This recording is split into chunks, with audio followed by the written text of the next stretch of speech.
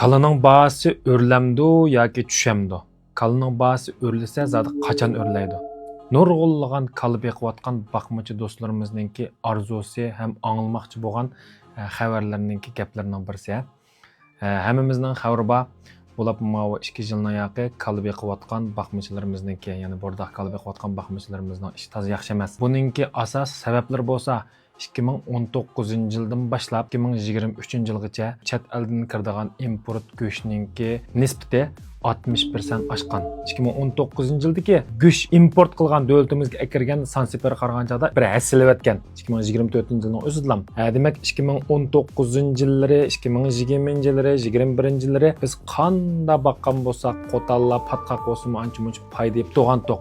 Ham 2019 yilning oldlarida 2010 yillari, 12 yillari bo'lsak, o chaqdimi foyda yeb turgan to'q. Lekin hozirgi chet eldan nurg'unlagan go'shtlar kirish sababidan ularningki beqishching binsi, ya'niki çöpleri, yem xəşəkləri əzan buluş, az adam köp mal beqib, beqish tanlarını düşürüş səbəblərindən ularning go'shi əzan.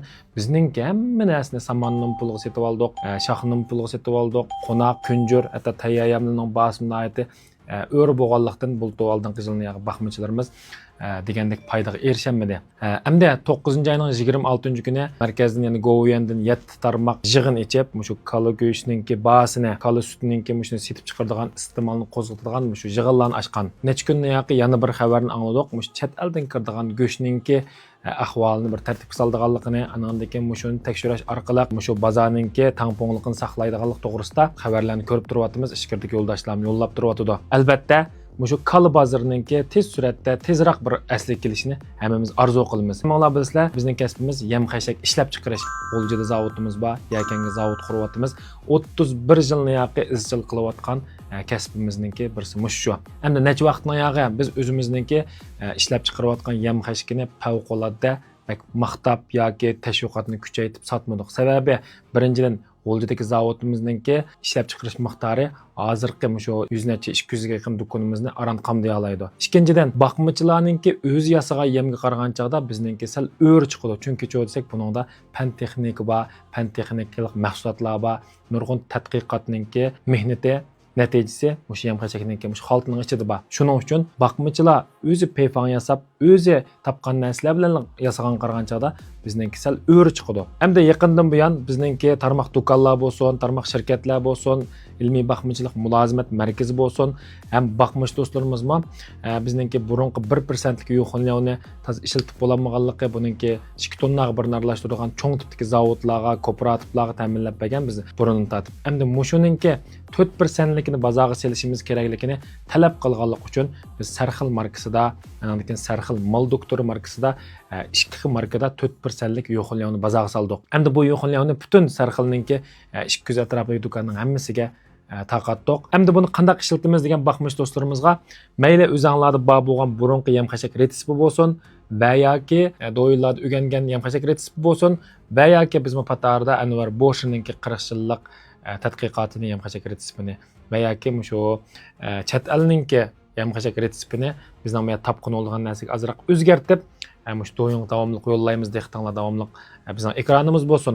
Uningdan boshqa bizda bir sistema bor, maxsus shu yem xashak retsept tuzab beradigan.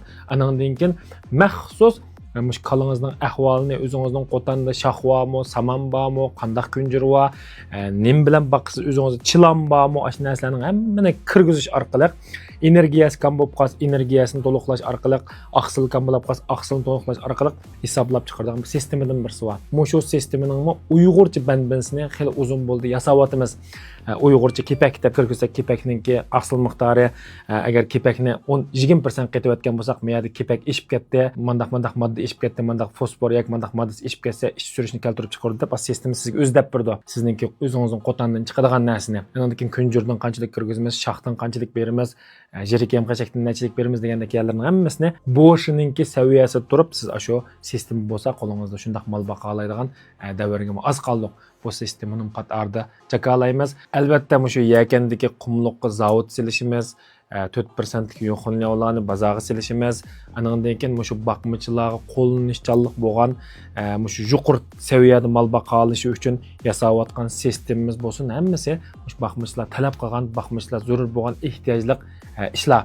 Endi moshuningdan boshqa yana bakmış dostlarımızga biz qilaligidek duch kelayotgan qandaq masalalar bor, qandaq ishlar bor, qandaq taraqqiyotlar bor, sizlar o'ylagan yoki manda ishlar bo'ldi, shirkat mablag' silib mundaq bir texnikalarni umumlashtirish bergan bo'lsa yoki manda bo'lgan bo'lsa deydigan talab fikrlar bo'lib qolib qolsa, inkas rayoniga yezinglar. O'rindigidek ish bo'lib qolsa birlikda o'rindaymiz.